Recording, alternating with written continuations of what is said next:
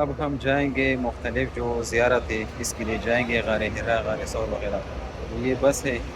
الرحیم بسم اللہ الرحمن الرحیم. بسم اللہ بسم اللہ توکلت توکلت علی اللہ علی اللہ لا حول لا حول ولا قوت ولا قوت الا باللہ الا باللہ. بسم اللہ الرحمن الرحیم بسم اللہ الرحمن سبحان الذی سبحان الذی سخر لنا سخر لنا ھذا هذا وما كنا وما كنا له له مقرنین مقرنین وإنا وإنا إلى ربنا إلى ربنا لمنقلبون. لمنقلبون. ہماری جو پہلی زیارت کا نام ہے جس کا نام ہے جبل سور. کیا نام ہے جی؟ مانا اس پہاڑ کو بڑے بھینسے کے ساتھ تشبیہ دیا گیا ہے، اسی لیے اسی کا نام رکھا گیا سور. جو اس کی چوٹی کے اوپر غار ہے، جس غار کا نام ہے غار سور.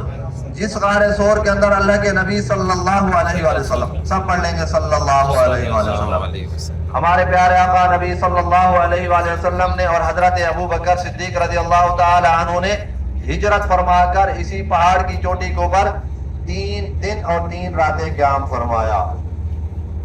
یہ مکہ کا عظیم شہر، نور والا شہر، برکتوں والا شہر، عزت والا شہر، عظمت والا شہر، اللہ کا پیارا شہر، جس شہر کے اندر آپ لوگوں کو یہاں چن چن کر قبول فرمایا گیا. آپ کو اپنے ملک میں سے، شہر میں سے، گھروں میں سے یہاں چن چن کر قبول فرمایا گیا. آپ جتنا بھی اللہ رب العزت کا شکر ادا کریں کم ہے.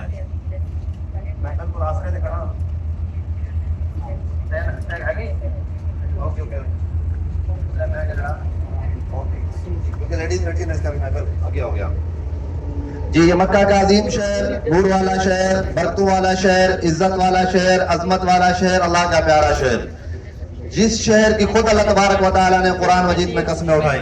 ایک جگہ پر فرمایا بسم اللہ الرحمن الرحیم لا اقسم بہذا البلد، قسم ہے مجھے اس مکہ شہر کی. اور آگے سورۃ 3 میں فرمایا وہذا البلد الامین، قسم ہے مجھے اس امن والے شہر کی. یہ امن والا شہر، نور والا شہر، برکتوں والا شہر، عزت والا شہر، عظمت والا شہر، اللہ کا پیارا شہر، جس شہر کے اندر ہمارے پیارے آقا نبی صلی اللہ علیہ وآلہ وسلم کی ولادت باسعادت ہوئی. آپ صلی اللہ علیہ وآلہ وسلم کا بچپن کا عرصہ طائف شہر میں گزرا اور جوانی اسی مکہ شہر کے اندر گزری. آپ صلی اللہ علیہ وآلہ وسلم کا 53 سال کا عرصہ اسی مکہ شہر کے اندر گزرا. آپ صلی اللہ علیہ وآلہ وسلم کی آمد سے پہلے یہاں جہالت کا بہت بڑا دور تھا. کفار مشرکین نے بیت اللہ کے اندر 360 بت رکھے ہوئے تھے اور ان کی بڑی دیویاں طائف میں تھی. یہاں سے جاتے تھے طائف شہر کے اندر بڑے بڑے میلے لگتے، وہاں جا کر ان بتوں کی پوجا پاٹ کرتے. اگر ان کفار مشرکین کے گھروں کے اندر اس وقت بیٹے پیدا ہوتے تو بہت ہی خوشیاں مناتے، گیت گاتے، گن گاتے. اگر ان کفار مشرکین کے گھروں کے اندر اگر اس وقت بیٹیاں پیدا ہوتی تو بہت ہی غمگین ہوتے. یا تو شروع کے اندر اس کو زمین میں زندہ دفن کر دیتے یا پھر پوری زندگی اس کو ذلیل و خوار کرتے رہتے. جہاں پر زندہ درگور بچیاں کیا کرتے تھے، آپ لوگوں نے وہ جگہ دیکھی ہے کسی نے؟ زندہ درگور بچیاں کرنے والی جگہ حرم کے ساتھ بالکل جبل عمر کی پہاڑی ہے، اس کے ساتھ نیچے وہ خالی میدان، خالی جگہ ہے. وہ جو ہے نا اسی جگہ زندہ درگور بچیاں کیا کرتے تھے. اللہ کے پیارے حضور نبی صلی اللہ علیہ وآلہ وسلم کی اس دنیا میں تشریف آوری ہوئی. آپ جب جوان ہوئے تو تمام کفار مشرکین اس وقت آپ صلی اللہ علیہ وآلہ وسلم کو صادق اور امین کا القاب دیا کرتے. یعنی کہ جتنی بھی امانتیں رکھوانی ہوتی سب کی سب آپ کے بعد رکھوایا کرتے. جتنے بھی مشورہ لینے ہوتے سب آپ سے مشورہ لیتے اور جتنے بھی فیصلے کروانے ہوتے سب آپ سے فیصلہ کرواتے. جو بھی آپ فیصلہ کر دیتے اس کو قبول کرتے. جب اللہ تبارک و تعالیٰ نے آپ صلی اللہ علیہ وآلہ وسلم سے فرمایا کہ ان کفار کو میری پہچان کروائیں کہ اللہ ایک ہے، اس کے ساتھ کوئی شریک نہیں ہے، وہی زندہ کرنے والا ہے، وہی مارنے والا ہے، وہی خوشی غمی کا مالک ہے، وہی تمام جہان کا مالک ہے، تو آپ صلی اللہ علیہ وآلہ وسلم نے تمام کفار مشرکین کو صفا پہاڑی پر جمع فرمایا. یہ صفا کی پہاڑی پہلے بہت بڑی پہاڑی تھی. حرم کو ابھی کیونکہ بڑا کر دیا گیا ہے اور اسی کو چھوٹا کا جو ہے کاٹ کاٹ کر بالکل صرف نشانی کے طور پر چھوڑا ہوا ہے. جہاں پر آپ لوگوں نے سعی کی ہوگی، دوڑ لگائی ہوگی صفا سے مروہ، یہ صفا کی پہاڑی تھی. سارے کے سارے کفار مشرکین وہاں جمع تھے. آپ صلی اللہ علیہ وآلہ وسلم نے سب کو مخاطب فرمایا کہ آپ لوگوں نے مجھے کیسے پایا؟ سب نے ایک زبان ہو کر کہا کہ ہم نے آپ کو بہت اچھا پایا، آپ اخلاق کے اعتبار سے سب سے اچھے ہیں، آپ صادق اور امین ہیں. پھر آپ صلی اللہ علیہ وآلہ وسلم نے فرمایا کہ اگر میں آپ لوگوں سے کہوں کہ ان پہاڑوں کے پیچھے سے کوئی لشکر آ رہے ہیں جو آپ پر حملہ کرنے کے لیے آ رہے ہیں، کیا میری بات پر یقین رکھیں گے؟ سب نے ایک زبان ہو کر کہا کہ ہمیں بالکل آپ کی بات پر یقین ہے، آپ نے کبھی جھوٹ نہیں کہا۔ پھر آپ صلی اللہ علیہ وآلہ وسلم نے فرمایا کہ پھر کہہ دیجئے قولوا لا الہ الا اللہ تفلحون، کہ لا الہ الا اللہ پڑھ لو کامیاب ہو جاؤ گے۔ اللہ کو ایک مانو، اس کے ساتھ کسی کو شریک نہیں کرو، وہی زندہ کرنے والا ہے، وہی مارنے والا ہے، وہی خوشی غمی کا مالک ہے، وہی تمام جہان کا مالک ہے۔ جب آپ صلی اللہ علیہ وآلہ وسلم نے ان کو ایک کلمے کی دعوت دی، وہی لوگ تھے جو 40 سال تک آپ کے ساتھ رہے، اٹھتے بیٹھتے رہتے، کھاتے پیتے رہتے، آپ کو صادق اور امین کا القاب دیا کرتے، آپ سے مشورے لیتے، فیصلے کرواتے، آپ کو معصوم کا القاب دیا کرتے۔ لیکن جب آپ نے ان کو کلمے کی دعوت دی، وہ سارے کے سارے آپ کے دشمن بن گئے۔ سب سے بڑا دشمن ابو جہل تھا، جس نے آپ صلی اللہ علیہ وآلہ وسلم کی طرف پتھر پھینکے اور کہا کہ آپ نے ہمیں اس لیے بلایا، اور آپ صلی اللہ علیہ وآلہ وسلم کے راستوں کو تنگ کر دیا گیا۔ جو بھی صحابی رسول ایمان لاتا اس کو طرح طرح کی تکلیفیں دیتے، اور آپ صلی اللہ علیہ وآلہ وسلم کی اطلاع دینے پر یا نعوذ باللہ، سب پڑھ لیجیے نعوذ باللہ، قتل کرنے پر 100 اونٹ کا انعام مقرر کیا ابو جہل نے۔ جو بھی آپ صلی اللہ علیہ وآلہ وسلم کو زندہ پکڑ کر لائے گا یا نعوذ باللہ قتل کرے گا تو اس کو 100 اونٹ کا انعام ملے گا۔ اور اسی لیے پورا مکہ شہر کو کافروں نے بند کر دیا۔ ایک مرتبہ آپ صلی اللہ علیہ وآلہ وسلم اور حضرت علی رضی اللہ تعالی عنہ رات میں اپنے گھر میں آرام فرما رہے تھے تو باہر سے کفار مشرکین نے چاروں طرف گھر کا گھیراؤ کر لیا، شور شرابے کی آوازیں آ رہی ہیں۔ حضرت علی رضی اللہ تعالی عنہ گھر سے باہر نکلے، دیکھا تو تمام کفار مشرکین نے گھر کا محاصرہ کیا ہوا ہے اور نعوذ باللہ اللہ کے نبی صلی اللہ علیہ وسلم کے قتل کا منصوبہ بنا رہے ہیں اور کہہ رہے ہیں کہ محمد کی آخری رات ہے، نعوذ باللہ۔ جب حضرت علی رضی اللہ تعالی عنہ نے سنا، فوراً گھر میں داخل ہوئے اور آپ صلی اللہ علیہ وسلم نے عرض کی، یا رسول اللہ صلی اللہ علیہ وسلم، ان بدبختوں نے آپ کے قتل کا منصوبہ بنا لیا ہے۔ آپ صلی اللہ علیہ وسلم نے فرمایا کہ ان بدبختوں کو کیا معلوم کہ ان مارنے والوں سے پہلے بچانے والا پہنچ چکا ہے۔ سب پڑھ لیجئے سبحان اللہ۔ کہ حضرت جبرائیل امین تشریف لائیں اور کہا کہ اللہ کے حکم ہے آپ ہجرت فرمائیں۔ آپ صلی اللہ علیہ وسلم نے حضرت علی رضی اللہ تعالی عنہ سے فرمایا کہ علی، یہ تھوڑی سی امانتیں ہیں، جیسے ہی صبح ہو جائے ہر کسی تک امانت پہنچا کر آپ مدینہ تشریف لانا، اور فرمایا کہ آپ ابھی میرے بستر پر سو جائیں۔ حضرت علی رضی اللہ تعالی عنہ اللہ کے نبی صلی اللہ علیہ وسلم کے بستر مبارک تھا، اس پر آرام فرمایا۔ آپ صلی اللہ علیہ وآلہ وسلم ہجرت فرماتے ہوئے گھر سے باہر تشریف لے کر گئے۔ وہ پورا کا پورا لشکر موجود تھا جو آپ صلی اللہ علیہ وآلہ وسلم کے انتظار میں تھا۔ آپ صلی اللہ علیہ وآلہ وسلم نے ہاتھ میں تھوڑی سی مٹی اٹھائی اور اسی مٹی پر قرآن مجید کی ایک آیت پڑھی، سورۃ یاسین کی آیت ہے، اعوذ باللہ من الشیطان الرجیم، بسم اللہ الرحمن الرحیم، وجعلنا من بین ایدیہم سدا ومن خلفہم سدا فاغشیناہم فہم لا یبصرون۔ اس آیت کو پڑھ کر آپ صلی اللہ علیہ وآلہ وسلم نے اس مٹی پر پھونک ماری، وہ مٹی کفار پر ایسے پھینکی تو سارے کے سارے کفار مشرکین اسی وقت اندھے ہو گئے۔ آپ صلی اللہ علیہ وآلہ وسلم ان کے بیچ سے ہجرت فرماتے ہوئے سیدھا حضرت ابو بکر صدیق رضی اللہ تعالی عنہ کے گھر تشریف لائے۔ حضرت ابو بکر صدیق رضی اللہ تعالی عنہ کا جو گھر تھا باب فہد 79 گیٹ نمبر، باب فہد 79 گیٹ نمبر دیکھا ہوا ہے نا جی، 6 نمبر واش روم کے سامنے مکہ ٹاور ہے، اس کو چوتھے فلور کو مسجد بنایا گیا۔ اسی مسجد کو صدیق اکبر کے نام سے کہتے ہیں۔ اسی مسجد کے حرم کی جماعت کے اندر نماز ادا ہوتی ہے، وہاں جا کر دیکھ سکتے ہیں، اندر بھی جا کر جو نماز وغیرہ نوافل ادا کر سکتے ہیں۔ اسی جگہ حضرت ابو بکر صدیق رضی اللہ تعالیٰ عنہ گھر تھا۔ اللہ کے پیارے حضور نبی علیہ السلام وہاں پہنچے، دستک دی، حضرت ابو بکر صدیق رضی اللہ تعالیٰ عنہ فوراً گھر سے باہر نکلے، دیکھا تو سامنے آپ صلی اللہ علیہ وآلہ وسلم ہے، تڑپ اٹھے اور عرض کی، یا رسول اللہ صلی اللہ علیہ وآلہ وسلم، رات کے اتنے وقت میں آپ اس غلام کے گھر پر آپ اس غلام کو حکم دیتے، یہ غلام آپ کے پاس کرا تھا۔ آپ صلی اللہ علیہ وآلہ وسلم نے فرمایا، نہیں ابو بکر، اللہ کا حکم ہے، ہم نے ہجرت کرنی ہے۔ پھر آپ صلی اللہ علیہ وآلہ وسلم نے اور حضرت ابو بکر صدیق رضی اللہ تعالیٰ عنہ نے رات کے وقت میں ہجرت فرمائی۔ دونوں طرف بڑے بڑے پہاڑ تھے، مشکل پتھریلی زمین تھی، کچھ فاصلے پر پہنچے۔ حضرت صدیق اکبر رضی اللہ تعالیٰ عنہ نے عرض کیا، رسول اللہ صلی اللہ علیہ وآلہ وسلم، آپ تھوڑی دیر آرام فرمائیں، آپ تھک گئے ہوں گے۔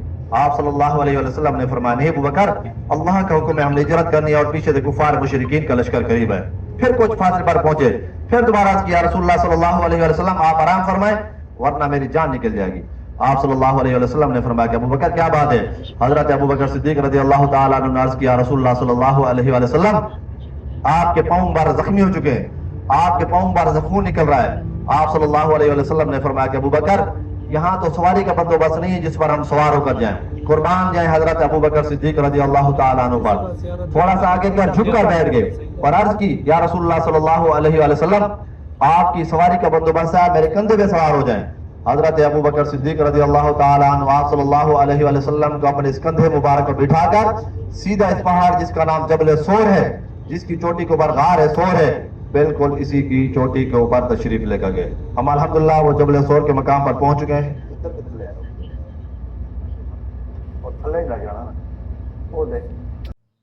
اس ولاگ میں آپ لوگوں کو صرف یہ جو راستہ وغیرہ ہے کس طرح آپ لوگوں نے جانا یہ آپ لوگوں کو دکھاتا ہوں.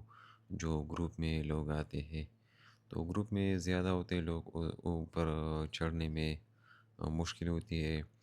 کچھ چل سکتے کچھ نہیں چل سکتے بوڑھے وغیرہ ہوتے ہیں تو اس کے لیے پھر آپ لوگ اپنی مرضی سے پھر ٹیکسی وغیرہ میں ادھر آ جائیں گے. تو پھر اوپر راستہ بھی بہت زیادہ ہے تقریباً کوئی 1 گھنٹے سے زیادہ ہے مطلب 2 گھنٹے لے لیتا ہے آنے جانے میں.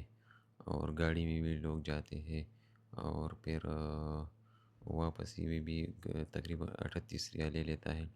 لیکن اس ولاگ میں آپ لوگوں کو یہ جو معلوماتی جو بیان وغیرہ ہے آپ لوگ کو سنوانا اور دکھانا چاہتا ہوں. اور اس کے لیے میں نے ولاگ بنائے غار حرا و غار ثور کے بارے میں. وہ آپ لوگ ہمارے چینل پر وہ دیکھ سکتے ہیں. اور باقی بھی انشاءاللہ مکے کے بارے میں اور عرفات وغیرہ کے بارے میں بھی ولاگ آئے گا.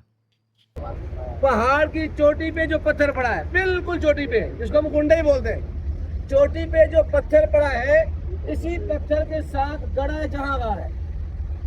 اس پہاڑ کی بلندی تقریباً 5,500 فٹ ہے. اس کے اوپر چڑھنے کے لیے نوجوان بندے کو 2.5 سے 3 گھنٹے بڑی آسانی سے لگ جاتے ہیں. پہلے اس کے اوپر جانے کے لیے پیدل رستہ تھا. اب انہوں نے کیا کیا ہاف رستے تک گاڑی بنائی ہے لیکن اس کا جو ہے وہ سسٹم کاروباری ہے. بھائی ایک بندے کا خرچہ 38 ریال ہے.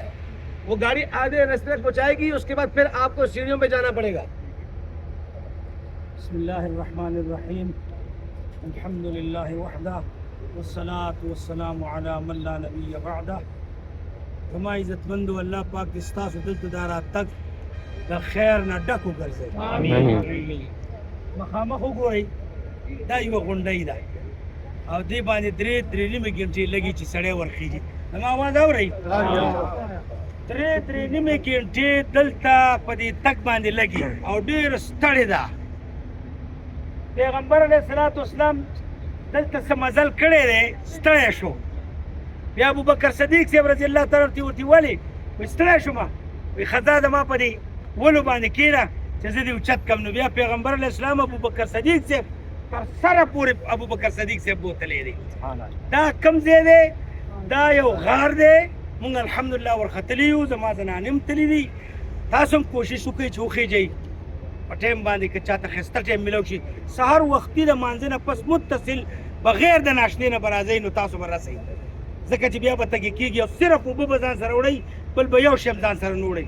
خو لکه د دې تاریخ دا دی پیغمبر علیه الصلاة والسلام د کافرانو نه راو تختیدو داسې به ووایو او پیغمبر علیه السلام دلته پټ شو او کافران د پیغمبر علیه السلام په قدمونو باندې راتله. ډېر قابل خلک وو هغه وخت په دې قدمونو باندې راتله او دې غار ته مخامخ ورسېده او پیغمبر علیه السلام ابوبکر صدیق صاحب ورته ویلې چې مونږ خو ګیر شو دا د دې خبرې اورم دې راورسېده مونږ خو به وجني. پیغمبر علیه الصلاة والسلام ورته قرآن کې راځي لا تحزن ان الله معنا مه یریږه الله مونږ سره دی. مه یریږه الله مونږ سره دی. بیا لویه واقعه ده په یو ټایم باندې بیا کوو.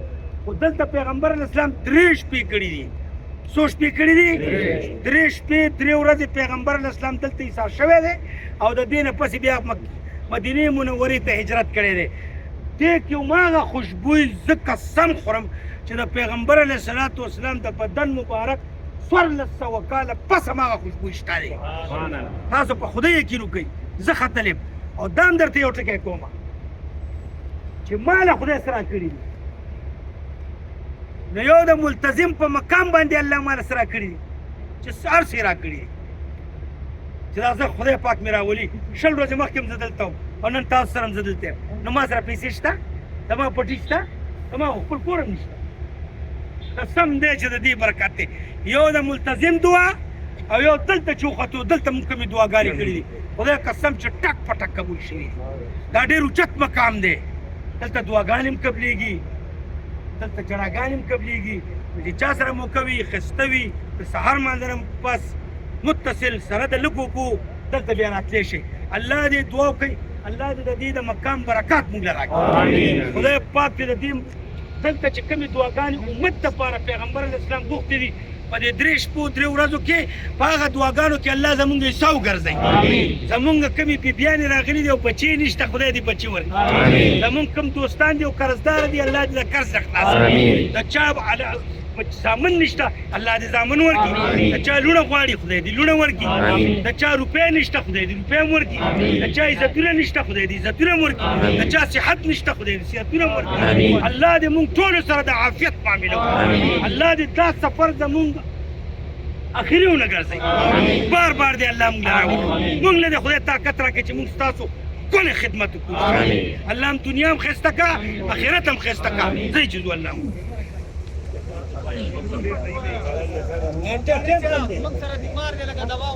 یا الله دعا کی بیمار دے خدا تو والا صحت کاملہ اجر